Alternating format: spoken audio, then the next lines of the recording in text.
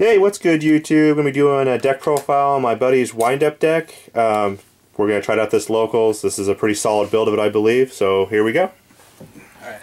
Because the wind-ups are any less derpy than they were before. So, yeah. 3 Magician. That's kind of like the staple of like the main OTK combos. And then you have 3 Sharks. And on top of the Magicians and Sharks, we're going to show you on a video tomorrow on how to do the loops to be able to put the Shockmaster play and also do the OTK. Yeah, I think we're going to show both the tour guide method and the Magician Shark method, because there's 2 different ways to do it. But, so that'll be tomorrow. Yeah. Stay tuned. So those 3 are like staples because they open up like so many OTKs. Then you have 3 Rat. It's just really good searcher. So much to the deck. And then we have 3 Rabbit. Super good. You can remove yourself from play, set off all of your factory effects and stuff. A lot of pluses with that card, protecting itself from torrential and stuff. 1 Hunter. I've seen a lot of people say, oh my god, don't run Hunter because you can't loop anymore. It's still pretty good. You can still pop 2 cards from the hand, 1 if you want to. It's still overall most.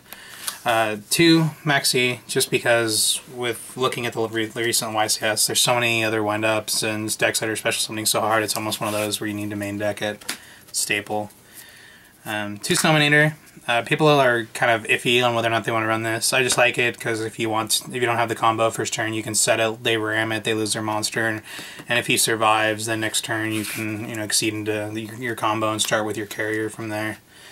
Then 2 Tour Guide, 2 Bus, and a Songen.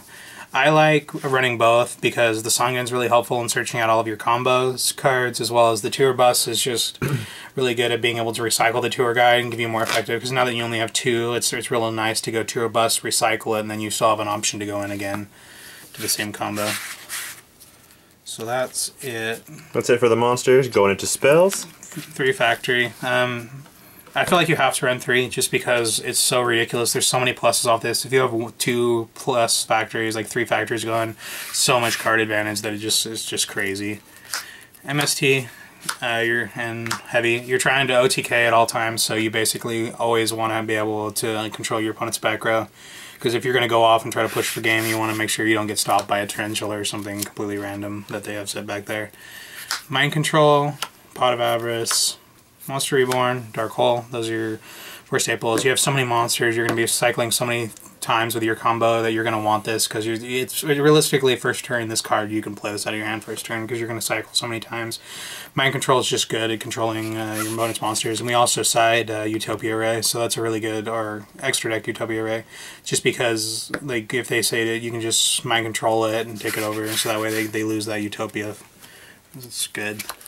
2 Torrential, 2-dimensional prison, 2 bottomless, pretty stable traps. We're running pretty heavy trap board because if you set up your OTK, when we're talking about the Shockmaster OTK, if you're backing it up with a bunch of back row, you're going to feel really safe about it, just because if you have that many cards back there to protect yourself. Because when you go into the Shockmaster, you call spells, so they can't Heavy Storm or MST, so basically you just need to stop their monster. Yeah, so as long as their monster doesn't go through, it's same. And then we're running only 1 Mirror Force, 2 Solemn Warnings, and Solemn Judgment. So it's a little bit heavier back row than these 2. It's kind of more of a, if you can go first turn and set up your Shockmaster, you're backing it up with enough stuff to where if they make it 3 turns, I'll be impressed.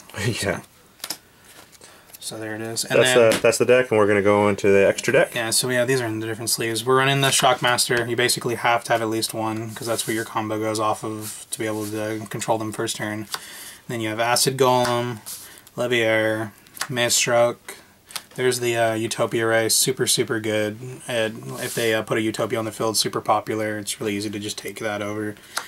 Zen Mains, Gemini Pearl. And then we're running 4 of the 5s. We're running 2 of the 5s with the Rarest, Tyrus, and then the wind-ups. And I control the back row. And then if you've read the YCS, this card was really good at getting rid of the big monsters.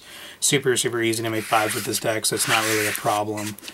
And then you have Papalo Operative, Zenmeister, Utopia, Brilliant, and these 5 are kind of the most important for the deck. These are all OTK enablers, this card, and especially the Butterfly. The Butterfly leads to so many different OTKs. All the OTKs go through that Butterfly using the effect with the rat. So if you haven't read it, read it, and you're going to want to know all about the Butterfly to get these effects to go off.